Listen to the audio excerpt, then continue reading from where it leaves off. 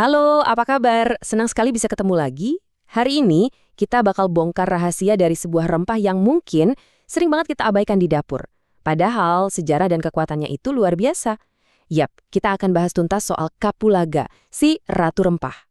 Oke, kita mulai dengan teka-teki ya. Coba bayangin, rempah apa sih yang paling mahal nomor 3 di seluruh dunia setelah saffron sama vanila? Jawabannya mungkin bikin Anda kaget nih.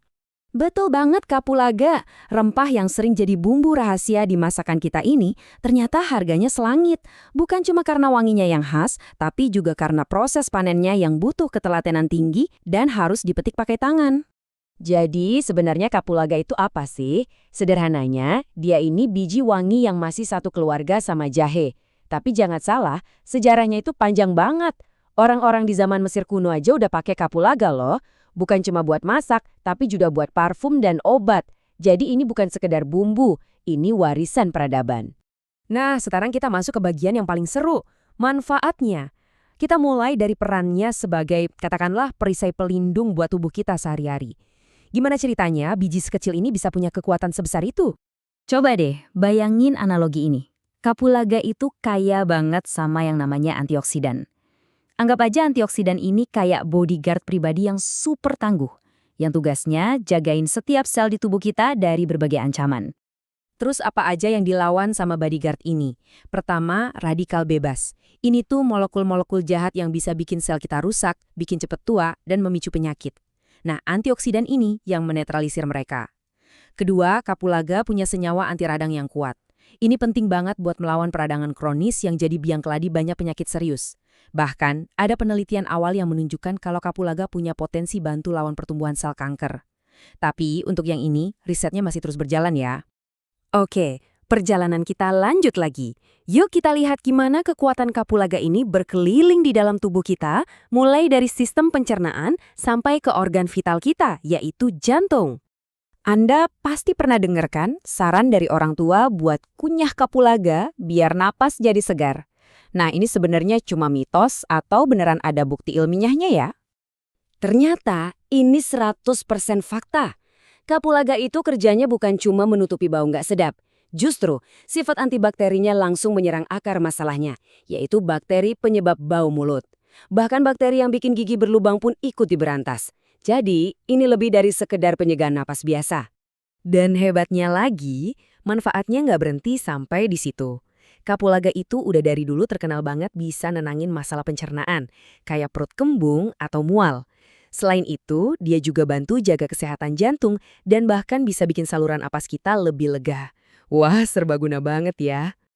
Oke, kalau buat perut kembung sih keren. Tapi gimana dengan masalah yang lebih serius? Misalnya tekanan darah tinggi yang jadi masalah banyak orang.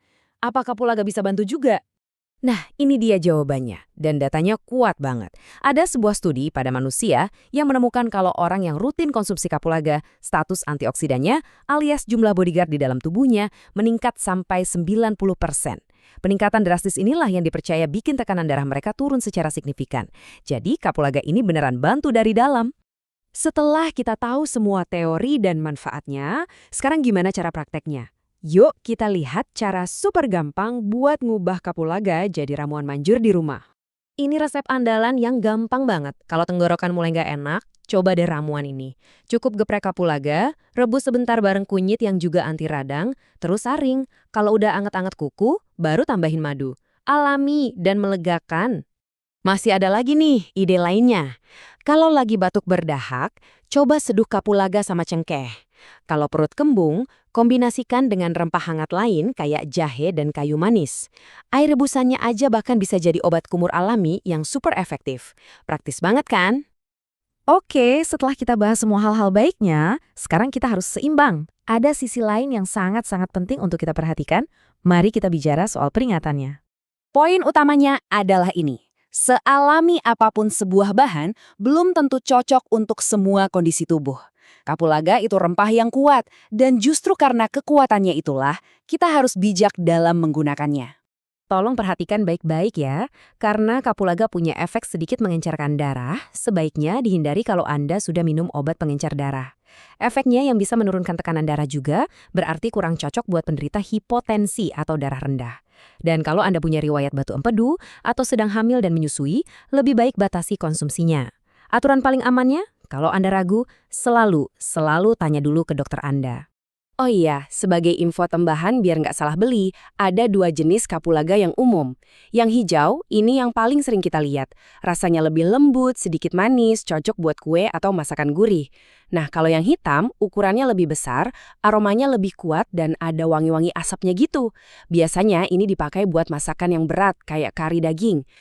Jadi setelah kita lihat sejarahnya, kekuatan ilmiahnya, resep praktisnya, dan juga peringatannya, pertanyaan terakhir saya tujukan untuk Anda. Si ratu rempah ini mungkin selama ini cuma diam di rak bumbu Anda. Tapi sekarang setelah Anda tahu semua potensinya, gimana cara Anda akan memanfaatkan kekuatannya? Terima kasih banyak sudah menyimak.